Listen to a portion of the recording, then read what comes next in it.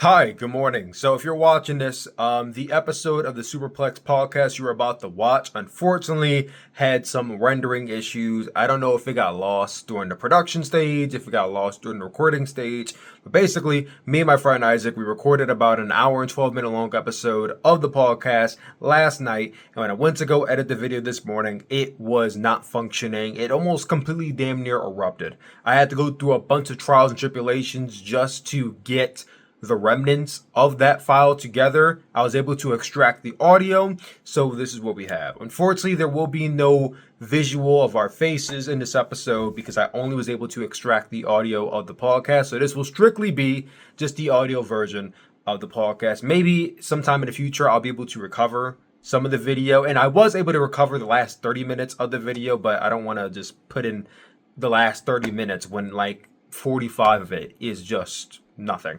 So yes, this will just strictly be an audio episode, but it's jam-packed with a bunch of stuff. WrestleMania 43 in Saudi Arabia, AJ Lee on Raw, Wrestle Palooa predictions, Man of Tomorrow and the Batman being recorded adjacent of each other, where we think there's going to be some crossover or not.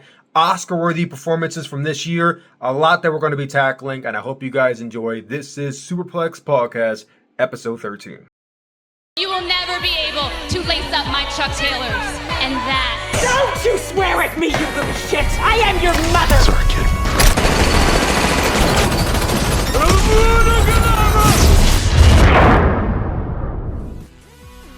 And that is reality. Iron Man. Yo, what is going on, you guys? It is your boy Suplex, and welcome back to episode 13 of the Superplex podcast. I am here. Santi is not here this week. He did his running. He did his running last week. I don't think it happened this week. I think my boy Punk Isaac fought back. Welcome back, Super Kick. How are you doing? Doing great. You still hurting from last week? Amazing. You know, hit him with a good old rolling thunder with a chair and call it a day. Happy to be back, Suplex. You know, RVD style. RVD style, because I could do all of his moves. Absolutely. For a thick boy from Brooklyn, New York, I so could do a 5-star frog splash asleep. But it's good to be back.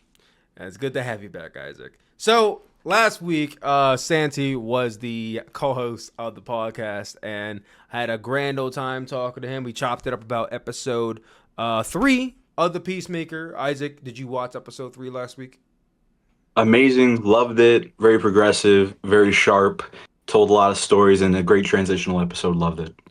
Yeah, I wasn't super crazy about it, but you know, episode 4 was last night, and I thoroughly enjoyed that. You know, the ending, a little shaky, but you know, they got to build up to what could be a big happening that's coming in the coming episodes that we will talk about a little bit later on. But first, we will lead in with some very big news that has not yet been confirmed by WWE, but I think in due time we are going to see the confirmation of it. And that is that WrestleMania 43 is going to be happening in the kingdom of Saudi Arabia. Yes, it's been reported by WrestleOps, been reported by a bunch of different wrestling aggregating news websites and Twitter accounts. I'll read it just from the WrestleOps Twitter account. PW Insider confirms the story of WrestleMania 43 headed to Saudi Arabia in 2027 as 100% legitimate. A press release was issued in Arabic that WrestleMania 33 will be held in Saudi Arabia. The press release was taken down shortly after it went out, as it was apparently sent out accidentally before it was scheduled to be issued. I don't believe that. However, the story is 100% legitimate. An announcement is coming very soon, bringing WrestleMania to an international location outside of North America for the first time ever. So, the very first WrestleMania to take place out of North America does not happen in Canada. I mean, well, that's North America. Does not happen in London. Doesn't happen anywhere in Asia. Actually, no, that is a lie. It does happen somewhere in Asia. But it's not like Eastern Asia, like Japan or South Korea or China. It's where we're going a bit south of the border. We are going to Saudi Arabia. We're going to a bit of the west side too. Listen, I said it in a video. I'll say it again. Oh yeah, you did the money sign. Yeah, Triple H is getting Arab money. Hold on. We getting Arab money. We getting Arab money.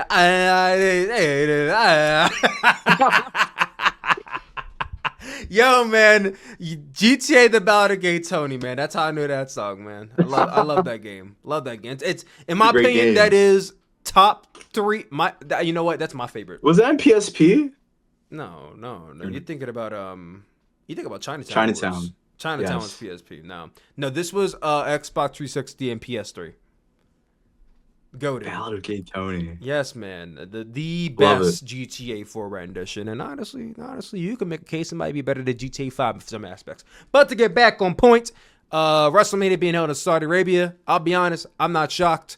WWE has been in bed with Saudi Arabia for the past 7-8 years. I felt like this was inevitable at some point to happen. I'm also going to say this. I think everybody here knows about the things that have gone down in Saudi Arabia over the past 7 years, whether it be Jamal Khashoggi, whether it be the treatment of their women, which, you know, it looks like they're progressing over there. You know, they're progressing a little bit. They're working on it.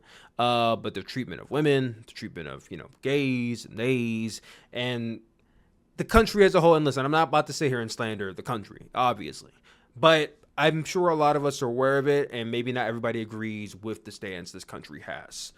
I am not going to come on here and say, oh, you know, it's absolutely revolting and absolutely disgusting, because I feel like we done said this multiple times. This is old news. So all I'm going to say is, all you as an American, it's cool to see WrestleMania come outside the United States for once.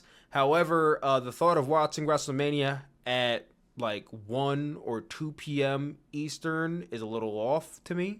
That's something that 2 years out from now, I'm still going to have to boggle my mind around. Also, I think women being fully clothed for WrestleMania is also something I got to wrap my head around as well.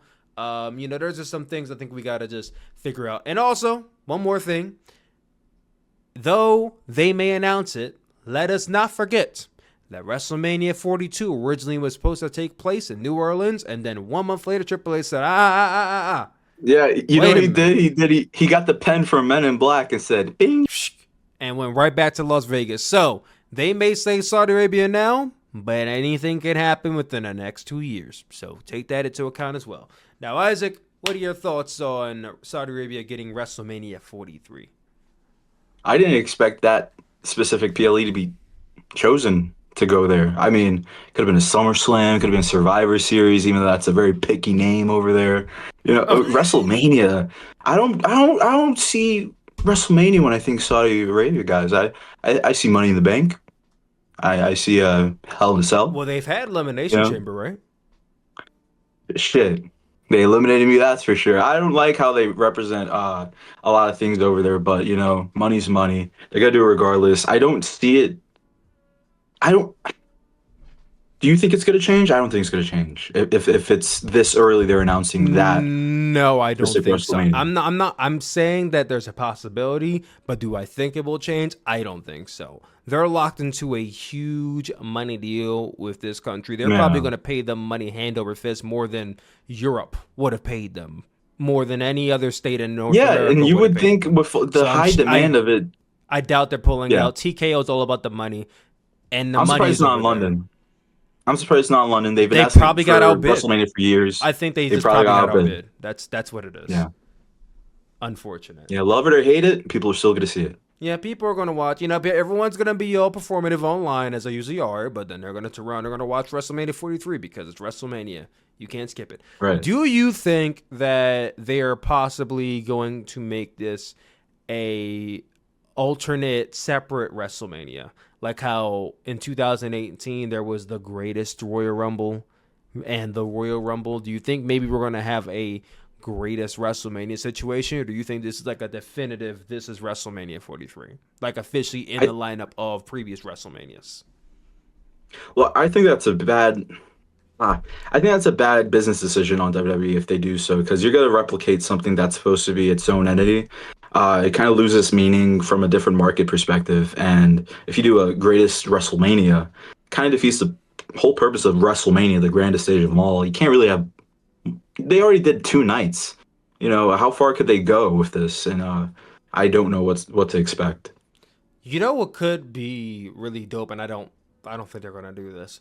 But what could be really dope is they do one night of WrestleMania in Saudi Arabia, and then they do the next night somewhere else, like London. London. I'm telling you. Could you the imagine? demand over the years Could you has been imagine if the London. announcement is that, hey, we're going to be doing one night in Saudi and the other night in London? That would break. I'll my be heart. honest. I'm gonna be biased. Why Oh, not Puerto Rico? I mean, that crowd was Puerto Rico? amazing. That crowd. That crowd was amazing. Wait, have they gone back there since the Bad Bunny match? No, they haven't. No, Damn, that's crazy, bro. That's crazy. it's kind of crazy. Shout out to Paris. That I just caught up on a lot of WWE over the past Does week. Puerto Rico have a Uh, big enough arena to fit like a WrestleMania in? I don't know They'll how probably go big to that the arena same was. arena. No, not as big as like a AT&T stadium here in the U.S. But they would most likely return to the one they went to previously for Backlash. Do you could you look Bring up how many SummerSlam people there. are in it? Because the thing is with WrestleMania, WWE is not going to want to do an arena that's not fitting less than 50,000 people. Like Yeah, we're looking at like they want to have that 80,000, 90,000, 100. No, you can't do that with a 20,000 seat arena. Like that's not going to work. WrestleMania has a big impact in any city that's it's chosen to go to. You have a week full of activities, meet and greets, access, indie shows. You're blowing up the market and the city in general. So you're bringing a lot of revenue to the city. Aspect wise, you're probably gonna fit probably 14,000 Puerto Rico. But if you're looking for a grand stage for a week long of activities for the city, that kind of answers why they're going the route for Saudi Arabia. There's been a long years of discussion of London wanting WrestleMania. Don't know if they're ever going to pull that trigger, but would like that to be the first choice if it's out of states. Again, too early to tell, just basing off of rumors right now. And, another thing I want to add on to that, I think it is absolutely crazy when you consider the aspect that now that they would be running it in Saudi Arabia, the whole aspect of WrestleMania weekend is completely eradicated. Completely eradicated. Yeah, You're not I gonna mean, get you're any losing your main independent market. shows. You're not going to get your WrestleCons. Like, yeah, you'll get all your WWE fixes. You'll get your WWE Superstores, and you'll get your Tony Hinchcliffe shows. Or no, I don't know about that. Nah. I'm maybe not over there. Freedom of speech.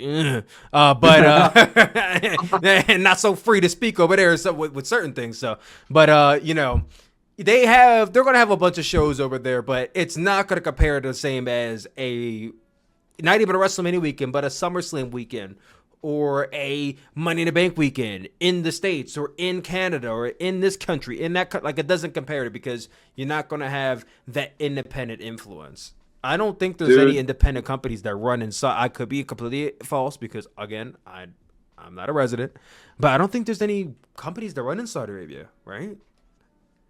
Like one or two indies that they do draw because there's barely wrestling in the area. So I've seen some footage of some indies that run there. They hold like good 5,000 people on those shows. 5,000, 6,000. They do well. Yeah. Well, the way I see it, WrestleMania 43, it's going to be an quite interesting show to watch because I'll likely be watching it, I'll be honest. But moving on here, AJ Lee has found her way back into WWE. The week prior, she was on SmackDown. She made her big return. This week, she was on Monday Night Raw, and she came out with a microphone in hand, about to drop her little pipe bomb again. But no, she came out, and she was basically saying her gratitude to the crowd and her little AJ mannerisms. I don't know. Her I don't know. Like, if you ever seen an AJ Lee promo, she's kind of like giddy and, just, I don't want to say socially awkward, but she's like, I don't know. Girly. kind of way, but the camera cut. I thought, okay, a fan gave her the title. She posed with it. I saw her walk stage. She just steal that fan's title. What the hell? But that was Becky's title, and Becky just is being a coward for some reason. Doesn't want to get it back. Like, but it's so funny AJ Lee because it's like women's go is Becky Lynch and the IC title. Becky Lynch has elevated that championship and has made me care about that championship. When in the very beginning, when Lyra held it, all due respect to her, I didn't really give a shit about the championship when Lyra held it. But once Becky won it and they had that feud, and Becky just came out every week, you know, cutting the promos, all like Becky has a presence that no other woman just can match. And I think when she calls herself the greatest of all time, I say it every week. Well, it's really hard to combat her statement when she says that. It's really hard to combat that. Who would you pair up against her as greatest of all time? Okay, you could say a Trish, you could say a Charlotte, you could say this person, that person. Do they match up to Becky's accomplishments? Do they match up to the amount of great matches she's had? Like, do they match up to everything longevity else? Longevity counts. Like, longevity, 11 years. And, you know, if she wants to retire, like, at the end of the year, like John Cena style, she can go out and say she had one of the greatest women's wrestling career in history, and no one will be able to take that away from her. So, you remember when she was a leprechaun on NXT? Yeah. I remember. I was watching NXT back then. I was one of the OG NXT viewers back in 2019, bro. Same. That was the best. Yeah. That was the first premier wrestling streaming platform. They innovated everything. On Hulu. Yeah, It was on Hulu. I remember. Me and my grandmother. Yeah, that was on Hulu. Yeah. Me and my grandmother watch it every single week. I miss it. But Becky comes out. Seth Rollins is in the crowd. He's like kind of like off in the distance, whatever. And, you know, AJ and Becky, they're going back and forth with each other. And Becky is like, hey, I want my title back.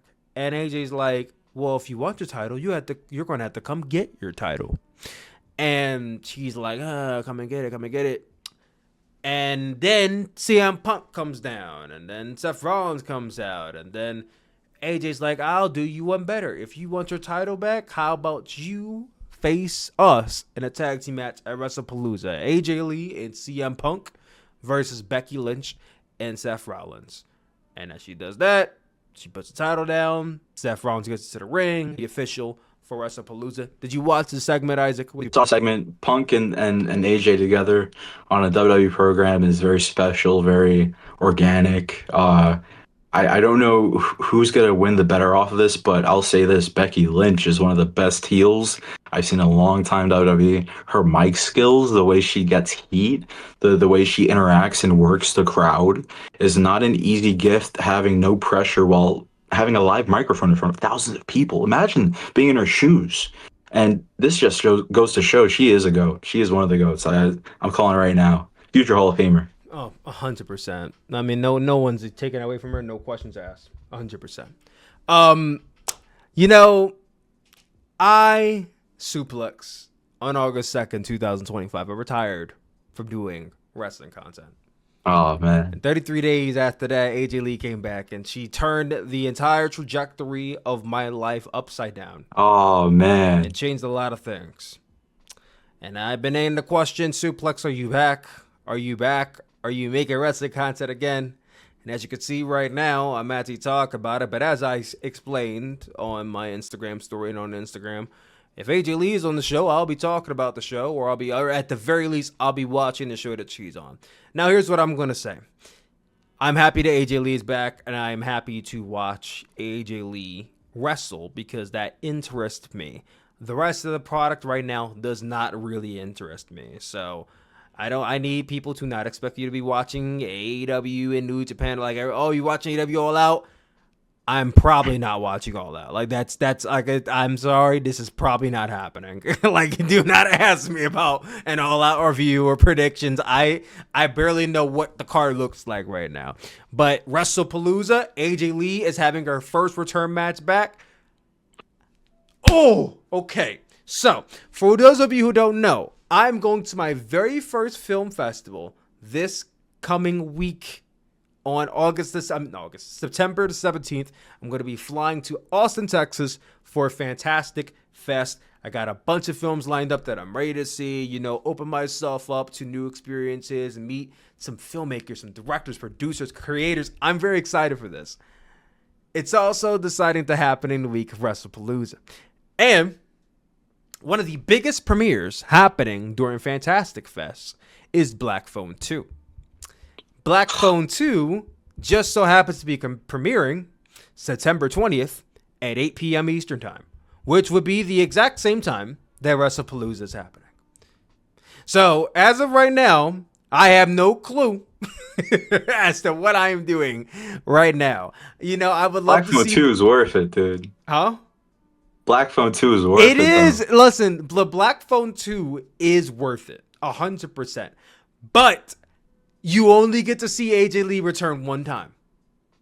One time. There is only You're gonna be one... in the theater with your phone on one hand and watching in the screen. Yeah, you know, if this was like a regular theater, but it's a film festival, and I don't want to be that guy. Yeah. In my very first one, no. They'll call you out.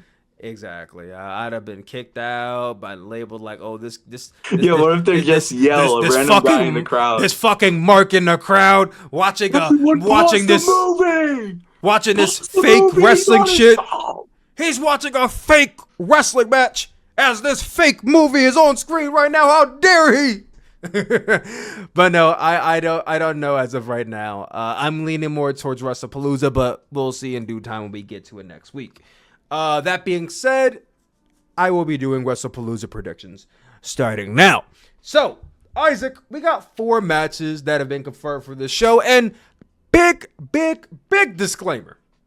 I have not been watching every single Monday Night Raw since August 2nd, 2025. Actually, last week was the first full episode of Raw I watched since, I think, August the 5th. So, yeah. If I'm a little lost on these storylines, I apologize. But first match we have on the slate, John Cena versus Brock Lesnar. Don't care. Anyway, Isaac, what about you? Don't care. Well, that gives you your answer. Well, okay, I guess we'll give a blanket. Why? We'll give a blanket prediction here. Just why are they doing this match? No one asked for it, and it's a waste of Cena's tour run. And we've only seen it one too many times, especially current times right now, and how controversial Brock is. Why? It's bad press and bad booking, in my opinion. Well, Isaac went off and he did it better than I could. And ultimately, Brock Lesnar versus John Cena in 2025, I don't know what they can do that I haven't already seen them do, which is also why I have no interest in watching this match. Brock Lesnar being back, I've already gave my piece on this. I'd rather see Mr. Iguana wrestle John Cena in this pay-per-view. Yes, I already said it with Santi last week. You know, I feel like we have moved past the need of Brock Lesnar. Put the allegations to the side. In 2025, what does Brock Lesnar offer to this company? We have Braun Breaker. We have Bronson Reed. You have Obafemi. You have all these big guys who have been positioned to be that next big thing that Brock Lesnar was. And to bring him back in this role where, after this match with John Cena, actually, we don't know. What would Brock Lesnar even be doing after this match with John Cena? Send his ass to NXT. Okay, so he can beat Obafemi for the NXT Championship. He ain't putting nobody over in There's NXT. more hosses in that division than Raw. Well, I know there's like Bronson Reed and stuff like that, Yes, but like, dude, but historically, there's no pull. There's no push in any of these other characters but the stars they're bringing for just the main event. I don't think it's good character development and booking wise. It isn't, and you look at historically how Brock Lesnar has been booked in the past. They have great talent too, dude. They have really good talent. He's always in the main event scene, competing for world titles. Brock Lesnar's not going to the mid card. He's not going in the tag division. He's not going to NXT. So unless Brock Lesnar's about to be feuding with, CM Punk again, which I don't mind seeing a CM Punk Brock Lesnar match in 2025, but who would he be feuding with? That's not like these main event guys that we haven't already seen matches with, or guys that he's probably going to beat. We have no benefit for Brock Lesnar being here in 2025. You know what I would do? I would put him against the newcomers. Put him against the new guys. Put him against Braun. Put him against Bronson. Put him against everyone, Elevate the new talent for telling the story longer than what it could be with their years to come rather than Brock still doing the same thing. Yeah, but the idea of Brock Lesnar going up against Bronson Reed, Braun Breaker, that scares me because Brock Lesnar probably will beat them. No I don't know. He's one, no one pretty gets, saggy now. I don't know. no one gets over from Brock Lesnar beating them. Brock Lesnar is already like at a level where like you don't need to have people It's been a while since we've seen the full match from putting Brock, so him let's see how he over. does against Cena. I don't want to see the match, but let's see how he does against Cena and see if he can still hang. Yeah, if I had to give a blanket prediction out there, I'm gonna say that Brock Lesnar wins because John Cena's being super charitable this time around. I'm going Cena. We'll pill for Cena win, but I'm gonna just say Brock. The Usos versus Braun Breaker and Braun and Braun Security. On Raw, I saw Jey Uso starting to get a little bit more aggressive. He's starting to show a little bit of more of a spicy side to him. So, I don't know if they're leaning towards a heel turn for Jey Uso, or he's just gonna be a bit more on the aggressor of the tag team. But I'm happy to see the Usos back teaming together. That's really dope. I'm excited for that. Between these two teams, I'm gonna say the Usos win, and that's I have not watched Raw to know everything going on with this. I only saw Jey Uso being kind of sort of heelish, so I'm gonna say the Usos win this match. Jey gets the win. Maybe he's a bit on the pushing people around and shit. I don't know. I'm gonna say the Usos. Yeah, I say the opposite just because again, two birds, one stone. Prolong the feud that the Usos are having while giving the heel team a push. While giving a W but prolonging the story at the same time. I see Reed and Breaker winning. Okay, I could see that. Then for the vacant Women's World Championship, Io Sky is taking on Stephanie Vaquer. Stephanie Love Vaquer Stephanie. was originally slated to face Naomi for the Women's World Championship. That was until Naomi announced that she was pregnant and had to drop the title. Now Io Sky's been slotted in that position. Now, how Io Sky earned this spot, again, I don't know. I have not been watching. But judging that Io Sky was the previous Women's World Champion before Naomi cashed in and won it off of her back WWE Evolution, I do not want to see Io Sky with it again. And it was a black gnarly. man too. It was gnarly. Do you know the Pocahontas dude's name? Should have just called him the N-word. That'd have been less than what he just did. Like, what the fuck? That would have been wild. That would have been very wild, yet on brand for how wild this show is. They have the fight scene, the Hell in a Cell in the Woods. Oh well. If McFlurry goes into the other dimension and comes across a dad, maybe it's coming. Who knows? Maybe it's coming. Right. Since the dad is a Right. no racist. Maybe, and Rick's just frustrated throughout the whole process. They're like, you got nothing, you just found some fucking sweaters in the closet. What's going on? Rick calls Hardcore. He says, guys, give me the address for Hardcore. I'm gonna stop by, maybe get some coffee out this bitch, and we're gonna talk some smack to get her job back. And He's mind blackmailing you her. gotta remember that Hardcore used to be a little thingy thing with Rick Flag Jr. So now Rick Flag Sr. is coming around the corner, and she's like, "What are you doing here? Like, Little thingy thing. we haven't talked since the funeral. You just decided to Yeah. stop by? Okay, sure." It was very random, but it was like he was trying to give her job back while blackmailing her at the same time. It's just so dumb. So yeah, it seems like Hardcore lures Chris somewhere while Chris is setting up his portal somewhere else. He set up a portal in a cabin in the woods is what I wrote in my notes. A cabin in the woods. That's what I was thinking too. Cabin in the woods. And it just caboofs, and the new portal door is there. New location. They don't find anything. Rick's pissed, and he's counting on Hardcore for all of this. There was a lot of like cheesy one-liners during the fight scene with Cena and Vigilante. Ads picks up Chris, and it ends in a cliffhanger. It ends in a cliffhanger, and I was kind of like, oh man, that was quick. Did you get that feeling too? Yes, Like, I it's like did. I mean, Quick. It seemed quick. It wasn't that quick of an episode, but it just felt like they didn't do much in time. Well, these last couple episodes have been like 35, like 40 minutes shy. So, it does feel quick because these episodes are quick compared to the hour premiere that we had. The ending, yes, it is cliffhanger, and I think it is definitely building to Hardcore basically all but trying to lure Chris into, surrendering.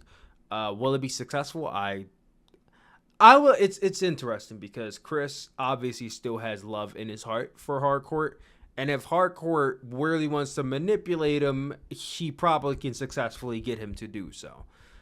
So it's all going to be down to, is she willing to do it to get her job back? Because she said, she'll do anything and get her job back. Is she really willing to turn her friend in? Now, mind you, Economos, though he's working with Argus, he's not really fucking with Argus. Is Hardcore going to be the same way? That's the real question. I think Hardcore is so stubborn, so hard-headed. She's just got to do whatever it takes to get it. She has zero fucks given for Chris. Economos, on the other hand, he's a brother. He's a good dude. He's gonna look out, give a heads up if he has to. I want to know, does Cena go to the other dimension again after all this? And what is up with the Hardcore of the other dimension? We called him Cena. I think he does go through the other dimension. Maybe so. I don't. Part of me wants to think that this season's going to end with him going through the portal permanently, but it can't end that way because of how Superman plays out. So it can't end that way. But he's got to go through the portal one more time to talk with Hardcore and kind of like make amends with her. Kind of like, what's the word I'm looking for? Close that chapter in his life so that way he can come back to the real world and get over it. Because I think he hasn't gotten over her and he needs to get over her. And he literally told Homegirl, like, yo, I gotta go back to the portal. I need to talk to Hardcore. Like, we gotta talk this out. Like, he has to figure that out. And I don't know if he's going to have enough time because it looks like Hardcore is off on a mission to sway him away. So, we'll see. Anyway, So it I just thought it was ended a car ride. generally a decent to good episode. Nothing too crazy, but we will be back talking about it again, episode 5 next week. Oh, I say we. I'm not 100% sure if I will be here because next week's episode I will be in Texas again. So it may be Suplex here, it may not. We'll figure it out. We will let you know in the future. But speaking of future, we must talk about this Man of Tomorrow. We were just on the topic of Peacemaker. Let's talk more about DCU. Last week, we got the announcement of Man of Tomorrow, which will be coming out in July of 2027. I was on the show with Santi, and we were talking about it, and I said my prediction is that Man of Tomorrow will be told through the perspective of Lex Luthor, and it will be he and Superman working together to take down a bigger bad. I think Superman is probably going to have to break this man out of prison and take down a bigger bad. And now we are getting confirmation from James Gunn that it is pretty much as much a Lex Luthor movie as it is a Superman movie, says James Gunn. It's a story about Lex Luthor and Superman having to work together to a certain degree against a much, much bigger threat. So, though he didn't confirm this movie will be told through the perspective of Lex Luthor, I'm still going to hold true to that. I still think the main antagonist will stay Lex Luthor. The main protagonist will stay Superman, but the main focus will be Lex Luthor.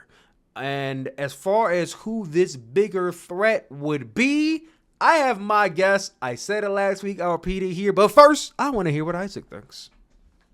What do you make of all God. this? It's God. You said God. You think God is the final boss? Yeah. Who's the God of the DC universe? I don't know. I don't follow DC comics that much, but you definitely got some foreshadowing at the end of Superman. They show Lex just like staring and not really a definite ending to it. So it's obvious they were gonna play off of it, but to have like a soul film based off of his perspective is very interesting, and also where I see the movie heading towards. I don't know who's the bigger figure. Do you know? Who's the bigger My figure? speculation is that it's going to be Brainiac. I think Brainiac. Brainiac. Yeah, Brainiac, who I believe was Megamind? Yes, Megamind of DC. If I remember correctly, he was the villain in Injustice 2. Did you play the Injustice video games? I loved Injustice Okay, he video was games. the main villain of the Injustice 2 game. So yeah, I love it. I was talking with my friend about this a couple days ago. If we think Brainiac is too big of a villain to do in this movie, and I think I settled on, though he is a big villain, I would not do Darkseid, because Darkseid is a Justice League level threat. I mean, I know that's Right. a Superman villain, but that's still a Justice League level threat. Like, that's when you take Superman, Batman, your new Wonder Woman, your new Flash, and all of them, you band them together with the Justice Gang, and then they go on to take... Like, that's the Avengers level threat. That's the Thanos of DC. Right. You don't blow it off in Man of Tomorrow. You blow it off 5 years from now when all these characters are developed and ready to go up against him. So, yes, I would not rush into Darkseid. I would go Brainiac. Any other villain I feel like might be on a bit of a smaller scale, but I'm going to say Brainiac. Speaking of Man of Tomorrow, I'm sorry, I got to clear my throat here. Dio Thang. Man of Yesterday. On Man of Tomorrow. Yes, I know Man of Yesterday. Also, speaking on Man of Tomorrow, we got some confirmation that Man of Tomorrow and the Batman Part 2 will both be filming adjacent each other in April 2026. Both films being filmed at the same time. Does that sound a lot like Spider-Man Brand New Day and Avengers Doomsday being filmed at the same time? And one can only assume that when you're filming two movies at the same time, it's because there's probably going to be a little bit of crossover happening. Because why else are you filming two movies at the same time? Outside of, and this could be 100% the case, outside of them having very similar release dates, you know, Superman Man of Tomorrow being in July, Batman Part 2 being in October, that is a August, September, that's a 3-month gap. You know, we'll give it that. But is there more to this? Is there going to be crossover? Is there going to be cameo appearances? Are we going to see a feature from Superman in Batman Part 2 or Batman in Man of Tomorrow? Isaac, what are your thoughts? I think there's a high possibility of crossing both productions. I don't know the vision or how it will. The timing's oddly coincidental. I think they're taking notes. If you ask me, especially the new era of DC, they're taking notes. And listen, I think they're. I feel like and we didn't see it as much in this episode, but I feel like every episode we have seen of Peacemaker, there has been some reference or name drop of Gotham. Or 100%. So we know these 100%. are happening in the same universe. They're They're not planting in the the same seeds. city. They have been planting the seeds seeds far too much for them not to act on it. Right. It just wouldn't make sense if they didn't plant the seeds. And yeah, it's gonna be good. I hope it's. I wasn't big on Batman 1. You were big on the Batman. I wasn't big on the Batman. It's a I just thought movie. it was long. It was a long film. It was long, but it's the Batman. Batman movies are always long. Name me a short Batman guess. film. You can't. That's just the nature of it. Yeah, touche. Listen. With the Batman Part 2, it's probably going to be another 3-hour film. And I can easily see us getting a Superman cameo. I don't think we're going to see a Batman cameo in Man of Tomorrow, but I do think we will see a Superman cameo in the Batman or a post-end credit scene. Isaac, the golden question I'm going to ask you here will change the trajectory of how many DC fans will see you for the rest of their lives. So answer carefully. Bring it. Do you believe that we should cast a new Batman, a new actor to play Batman in the DCU and keep the Batman as a separate universe? Or do you integrate Robert Pattinson's Batman into the DCU? You're putting me on the spot. You just asked me if I like Robert Pattinson or not. I don't know, man. Dude, they've done it so many times. Because they had Ben Affleck, right? Ben Is that his Affleck name? before this. Christian Bale before that. I believe it was. I think they're gonna keep him. I'd like it to be continuous for continuity reasons. That's just a what filmmaker. I'm thinking. And people say That's just the filmmaker. and then people you know say what I'm saying? it's the MCUification of the DCU. Like, shut your dumb ass No up. vacation. It wouldn't make sense, and it's released at the same time. The fans will be confused. You don't want your market to be confused. I mean, I don't think it's going to be a confusing thing. I just feel like if you already have Robert Pattinson on the bill, he's already been cast, you already have him canonically there, why have a whole new Batman? And people are going to say, oh, but Batman Beyond and all that. Too soon. Okay, sure. If you want to say when Batman Beyond comes out in 2028, maybe you should cast a different Batman because this Batman's more. All right, sure. But right now, in this moment, why would we go and do all that? Why are we going to do all that when he's right here? And we already are making we're making a Batman and Superman movie back to back that are coming out in 3 months' time. You don't want any crossover. Unless it's a whole different bat. Why do that when he's on the bill right there? I don't know. I don't think that makes too much sense to me. From a logistics standpoint, I don't see why you wouldn't do that. You know? I don't see why you wouldn't. I can respect the people who want to keep them separate, but I am not one of them. I am not one of them. All right. Moving on from there, keeping it Warner Brothers here.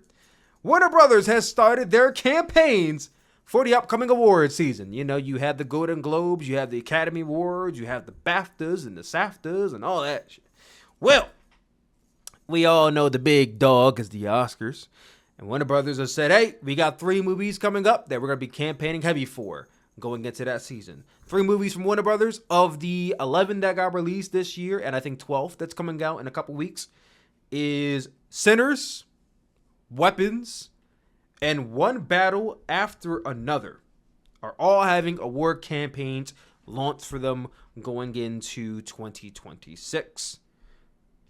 Isaac, what are your early projections on who takes home what? And maybe not who wins, but what are your early projections on which one of these movies would be nominated for a certain category? Let's say you are one of the Oscar voters, right? Like what movie the pet should be in which category? Why, thank you, sir. And the nominees are. Anyways, yeah, I think that's gonna be sick. Sinners is like about to hit a home run, I feel, on every aspect. Sinner sweep is coming. I have a really heavy feeling on that as far as acting and script writing. So I definitely see that, and nominee for movie of the year as well. I mean, just all around. It's all around film. But with Weapons, it's gonna be more challenging. Probably the cinematography.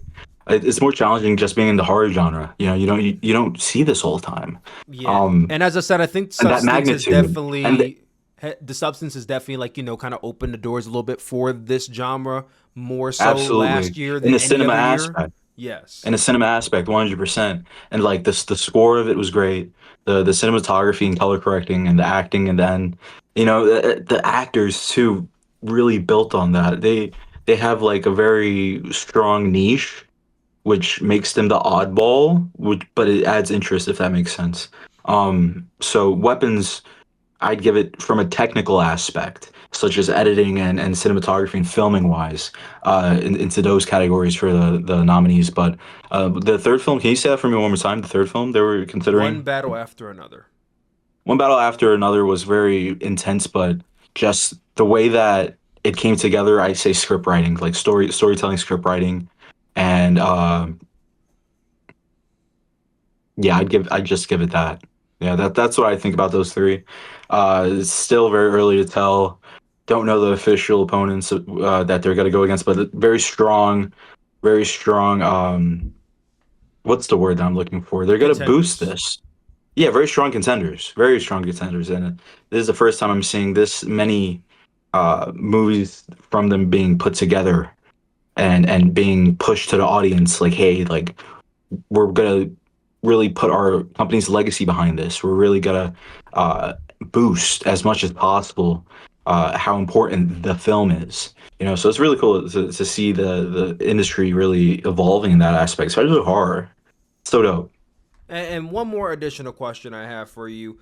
We just talked about Superman. Do you think Superman is getting slighted here by them not doing a campaign heavy for it? Yeah, 100. Good call, 100%, because of how surprisingly good it, not just in general it was, but the reaction it got. It would be really stupid not to include Superman, and Man, I wouldn't say acting, but like, dude, just like anything visual. The score too. The score was great. Mm-hmm. Um, the actors involved, the director, the producer, the director of photography. Um, it was visually pleasing, and that was a big reason the nerd in me really enjoyed Superman. So it kind of does suck that they didn't really spotlight that in that announcement. Yeah, I think it's a travesty. It's a movie that has done tremendous success for them. Now, it's not doing success on the level of a Minecraft movie, but I think it's definitely revitalized a lot of fans' love for DC in a way. So I don't see why you I'm one of wouldn't. them, 100%. Listen, I understand that if they were to campaign for Superman, there was no chance in hell of it getting a Best Picture shout or anything like that.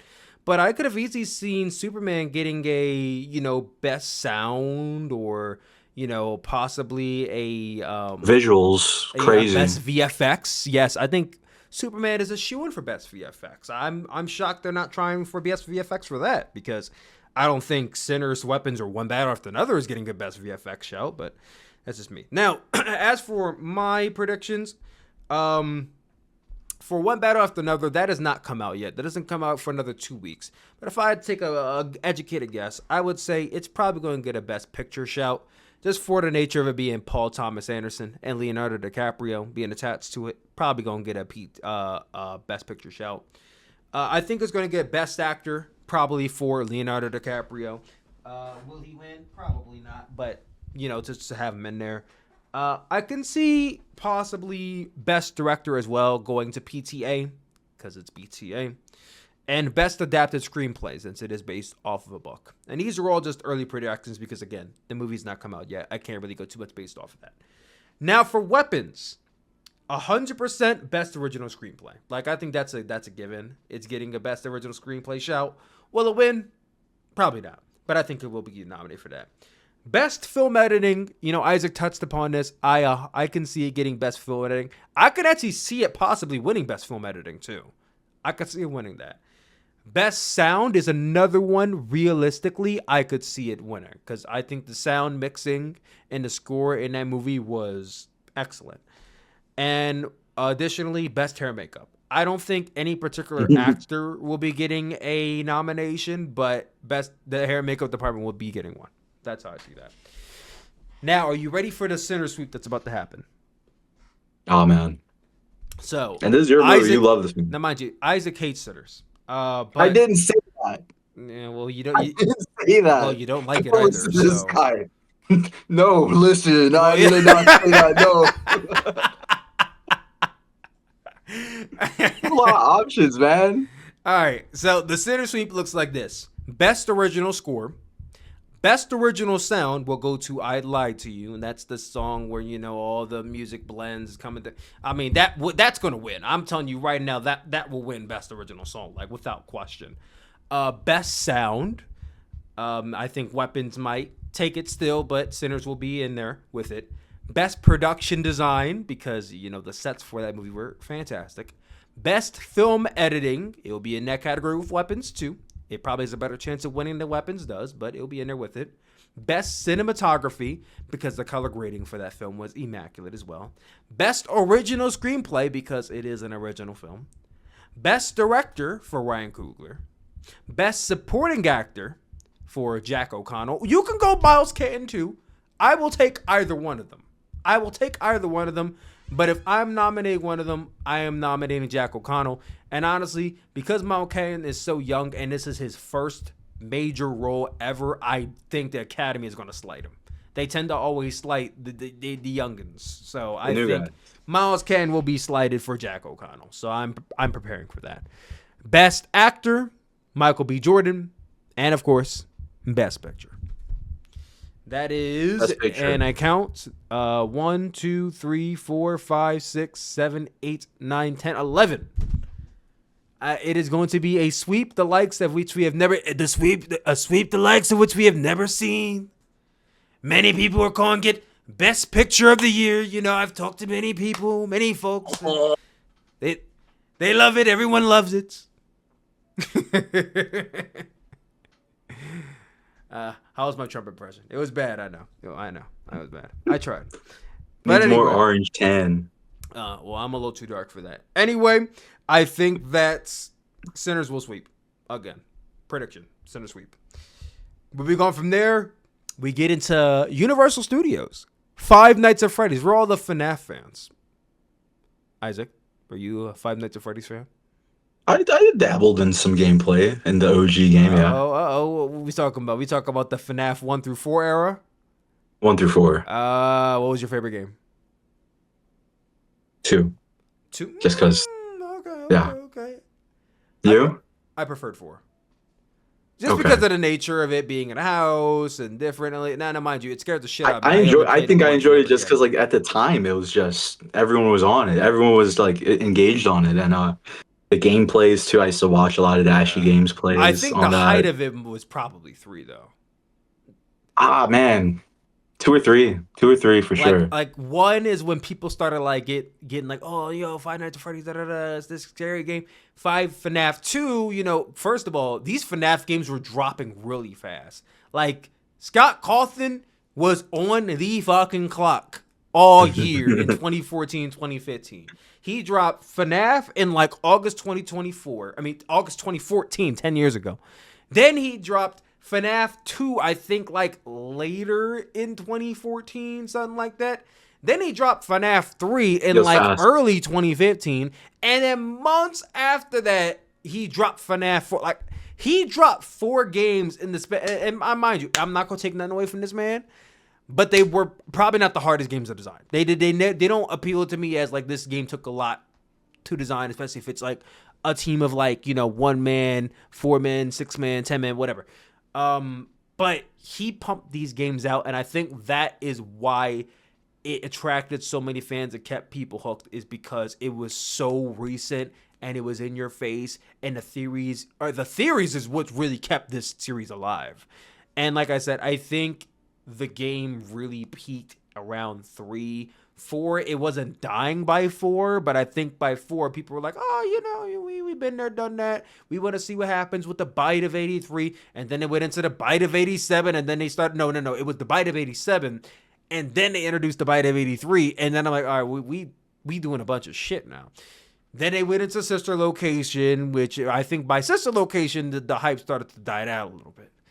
Then they went into Pizzeria Simulator. Now, mind you, after Sister Location, I kind of stopped caring. I didn't find out the Pizza Simulator dropped until a year after it dropped. Like, I had no clue Pizzeria Simulator dropped in 2017. I found out about this in, like, very early 2019. Like, a whole year after. I think that's how disengaged I was from FNAF at that point. Then they created, what was it? What was the big one that dropped on the consoles and whatnot? It's lost on me right now. I thought that was a pizza. The AAA, no, the AAA game. The AAA game. It dropped on console. Pizza with the Pizzaplex. What is it? Damn, Isaac, you don't know? Damn, I don't know that one. Damn, and you call yourself a FNAF fan. Let me look this up for you since you don't know. Hold on 1 second, yo. It's with the Pizzaplex. Like, how the fuck do you not notice, Isaac? I was playing at the time. Happy Wheels was still a thing. Yes, Happy Wheels was the shit too. Happy Wheels, even Minecraft. That was a big deal. There's Dashy. Yeah. And welcome back to. Yeah, he's an OG. He's an OG. Oh, my leg. Yo, he's an OG, dude. OG, especially in the horror genre, game. Yeah, Dash is the goat. I would love to meet him one day. They definitely owe him residuals that game, Friday nights. Yeah, for sure. All right, now on the topic of Five Nights at Freddy's, finally, we got confirmation that the rating for the movie will be PG-13. And if I'm correct, the last movie was also PG-13, so I'm not too sure why people are upset about this. People were saying, oh, it should be rated R. It should be, rated R because it's Foxy Pirate. Get it? R. But no, it was never going to be rated R because at the end of the day, even though a lot of us are adults now and we grew up on FNAF when we were teenagers, FNAF still has a very, very, very big kid fan base. Like young teenage fan base. And that young teenage fan base can't go see a rated R movie without supervision. And they want those kids to go see it, probably without supervision. In order to do that, you gotta make a PG-13. So yes, though you're not gonna see the Bite of 87 with all the blood and everything, you did see some kid get his head chomped off in the first FNAF movie. So like, it's not like it's that far gone. But they have to pander to their main audience, which is teenagers. And then the young adults like you and me. So yes, I think PG-13 is probably the smartest move. Isaac, how are you feeling about it? It's the smartest business decision. You get the most sponsors out of a PG movie. It's more marketable, and I think people are just disappointed off of the label rather than seeing the actual product beforehand. Just wait till it's made, guys. Exactly. I mean, the first movie came out, I'll be honest, I thought the first movie That was PG as well. It was PG. What did you think about the first movie when it came out? Because I thought, as a movie, I thought it was bad.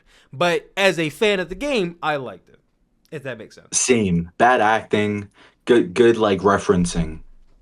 Yes, very much so. Do you think it will be a box office success?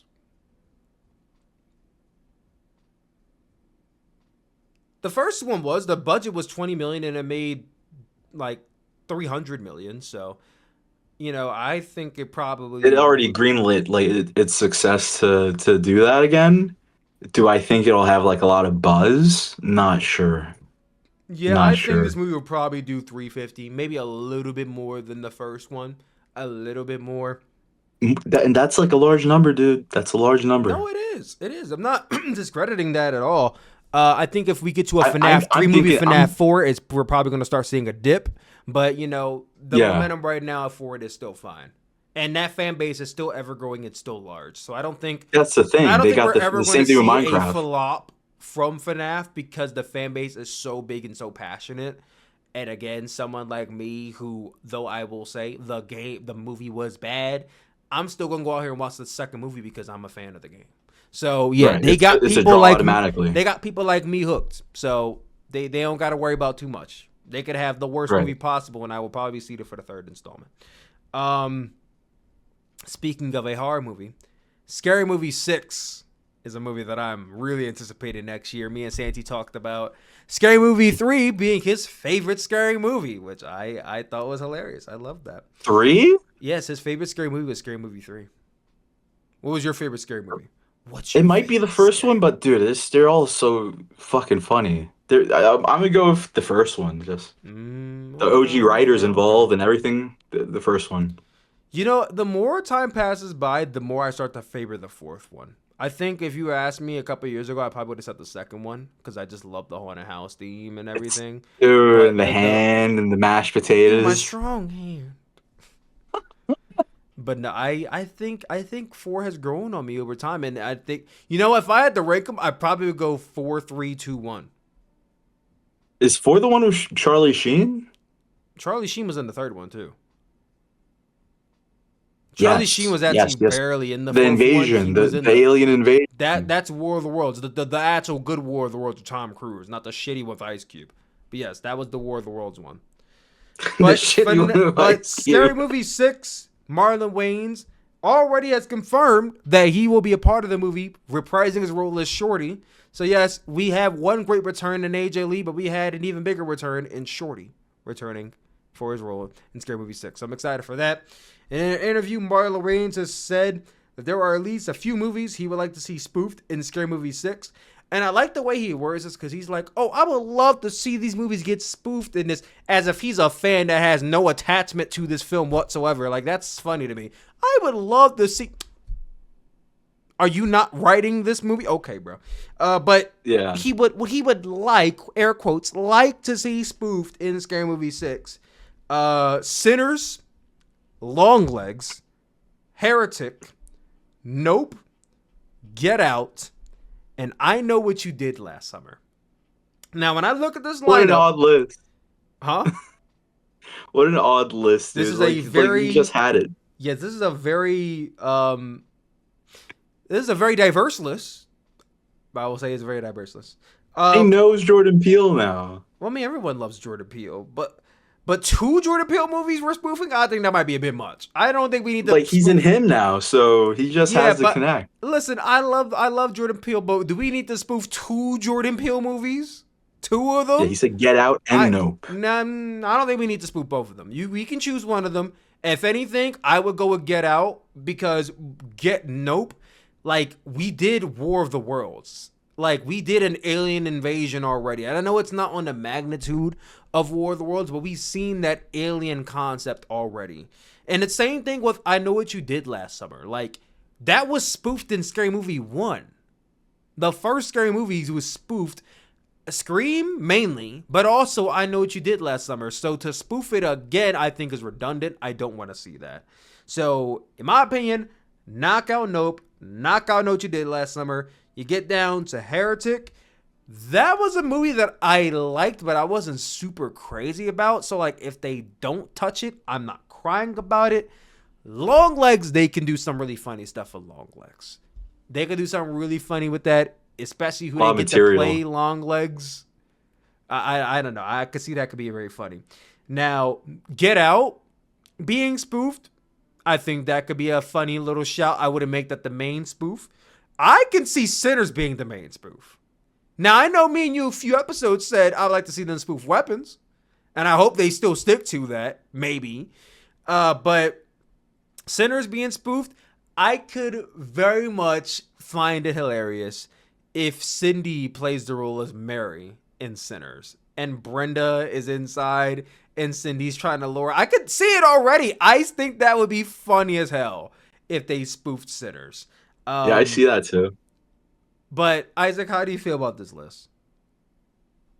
It's a wild list he gave in a press junket, and he has a lot of stuff to do with if he does go with Sinners or Long Legs. Like there's just so much material and the characters you could involve in those. I agree completely. Like as far as like Nope and I Know What You Did Last Summer, it's like redundant. But Get Out was revolutionary. Get Out was insanely popular.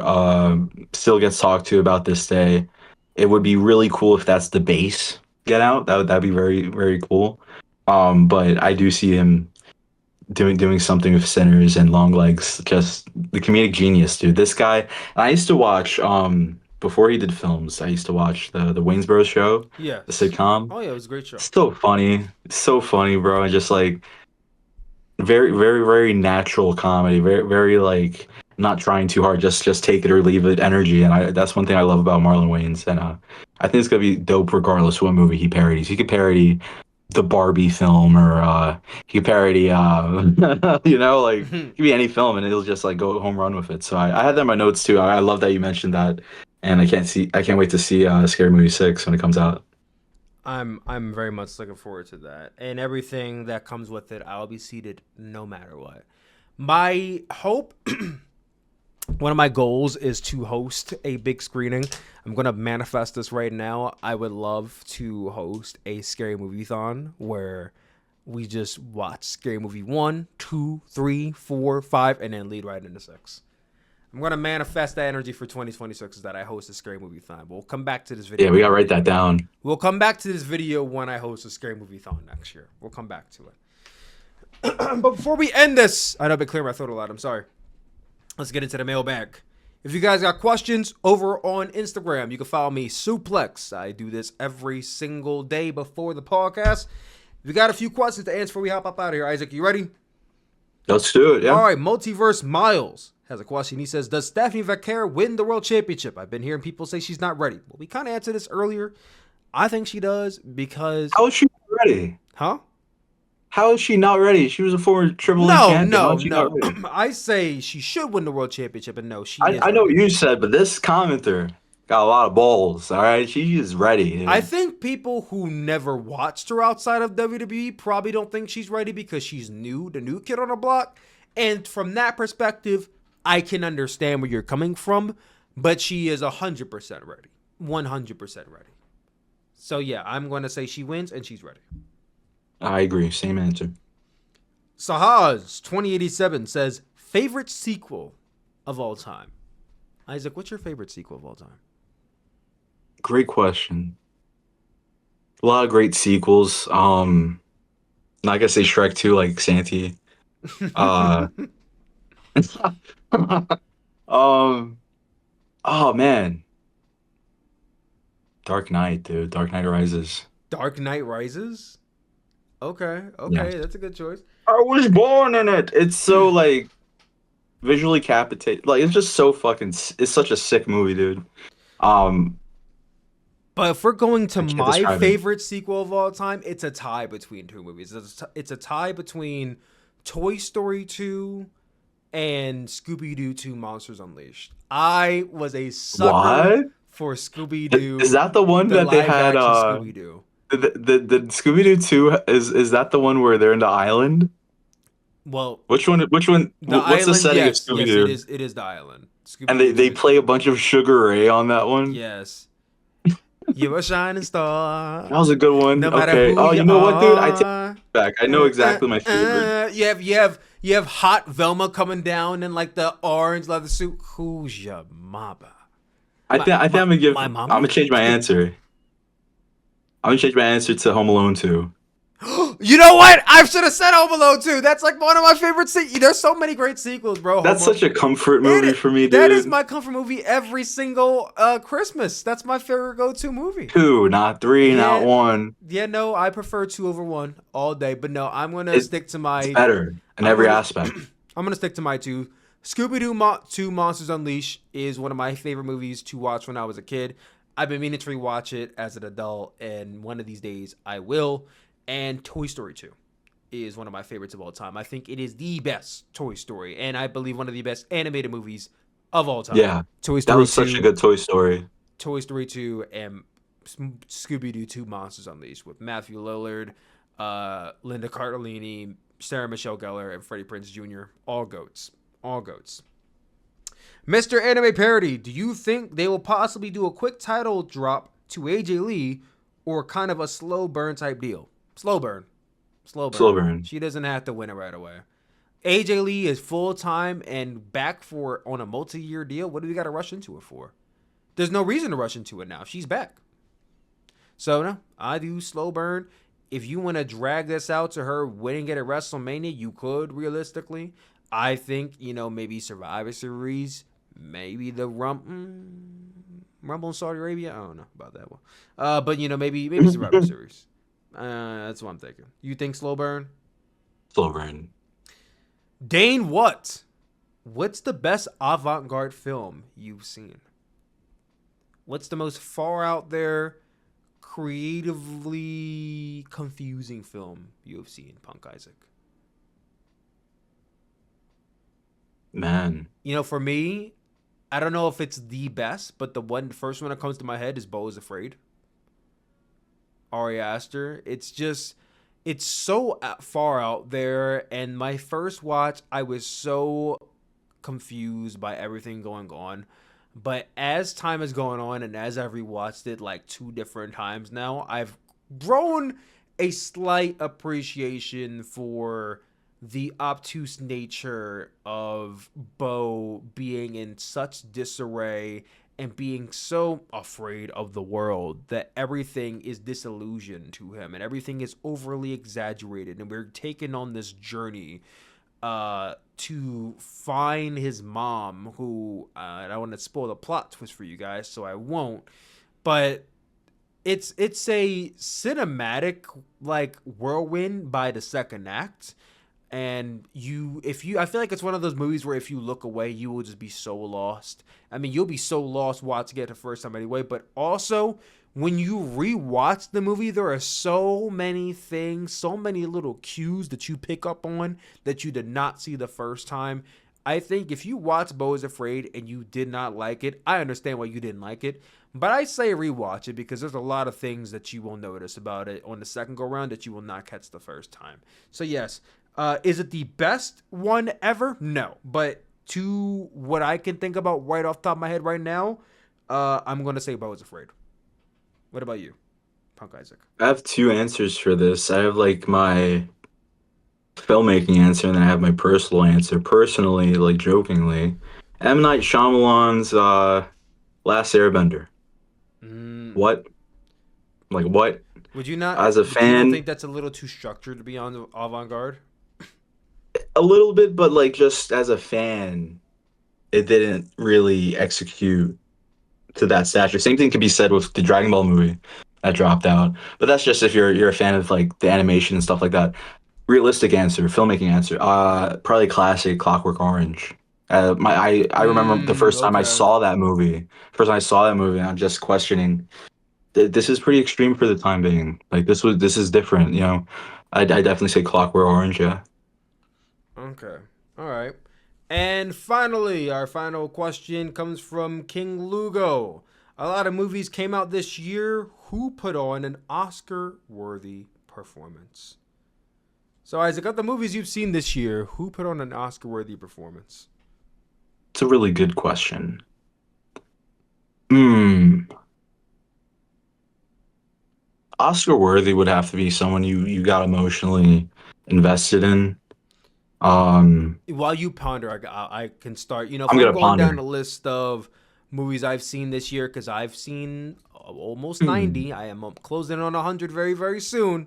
Of the ones I've seen this year that I could think of, I I instantly think about Jonathan Majors and Magazine Dreams. I thought he had a stellar Magazine Dream's performance good. that will probably get shunned at the Oscars due to the controversy. If Hollywood is really to tell willing and ready to tell his comeback story, then maybe he'll get nominated and probably won't win. But I don't have any faith in that. I don't think they will. Sinners, obviously, Michael B. Jordan, Jack O'Connell, almost that whole cast was absolutely fantastic. I think they're definitely up for some Oscars coming up this year. Another one, which I don't really see too many people talking about right now, but we will throw it out there. Maybe not Oscar worthy, but definitely noteworthy of their flowers. Nicholas Hoult as Lex Luthor. I think he had a performance Yeah, that's a that good is answer, worth man. worth the flowers. He could get nominated, and there is zero chance he would win. But I think it is worth a mention. At the very least, the Golden Globes or the BAFTAs, I would give Lex Luthor, Nicholas Hoult, Best Supporting Actor. Give him a shout for that. Another one, additionally, if I could throw it out there, I'm going to say, her name is getting lost on me right now. Ava Victor in Sorry Baby, independent film. I thought she did a great job, an excellent job. And one more, two more actually, that I just saw this past weekend. I saw Twinless. It is easily one of my favorite movies of the year. It was an outstanding movie. Both James Sweeney and Dylan O'Brien in that movie, I think, deserve some Oscar nominations, especially Dylan O'Brien playing the role as both Roman and Rocky. I think Dylan O'Brien should get a shout. And one more, I just saw The Long Walk Tonight. Maybe I'm going off of recency bias, but I think that David Johnson should get a shout for Best Supporting Actor. I thought his performance tonight in The Long Walk had me damn near in tears. And I am not one to get emotional when watching movies or get choked up, but David Johnson had got me a couple times. Ben Wong did too, but mainly David Johnson. His performance in that film was tear-jerking. It was intense. It was emotional. I felt everything that man said. I believed everything that man said. David Johnson, he's been killing it. Alien Romulus last year was my first exposure to him, and I said, you know what, this guy's got something, and he showed it this year. And I know he had a movie at TIFF that I've been hearing a lot of buzz with too, and I think we'll probably see that probably next year. But yes, David Johnson, I think 100% should get some type of nomination, whether it not be the Oscars, somewhere else. I think he should get a nomination for Best Actor in A Long Walk. Punk Isaac, what I say don't you? think I don't think I was gonna say the kid from Bring Her Back, but I might change that. Have you seen The Amateur? No, I have not seen the amateur. Rami Malek? Yes. Just phenomenal and dedicated actor. Very serious and believable too. I love Rami Malek. Okay. All right. I could see that. I could see that. Is that your only one? Yeah, yeah, for sure. And you said the kid from Riggerback? The one who played Oliver. Okay. Okay. Ooh, what about maybe not? I was about to say what about the kid that played Alex Alien Weapons, but I'm like, maybe not. Maybe not. I don't know. Yeah, Maybe. he did a good job, but he's also 9. I liked all of them. Then there's no shot he would get an Oscar at 9 years old. But Right. I think his best shot would be ensemble, like winning with everybody else. But ladies and gentlemen, this has been Superplex Podcast episode 13. Thank you all for listening again. I appreciate it. Love you guys always. We will be back next week. I do not know if I will be back next week because, again, I'll be in Austin, Texas. But episode 14 will be coming to you guys very, very soon. We love you all so much, and we will talk to you all later. All right, guys. Have a good night. Peace!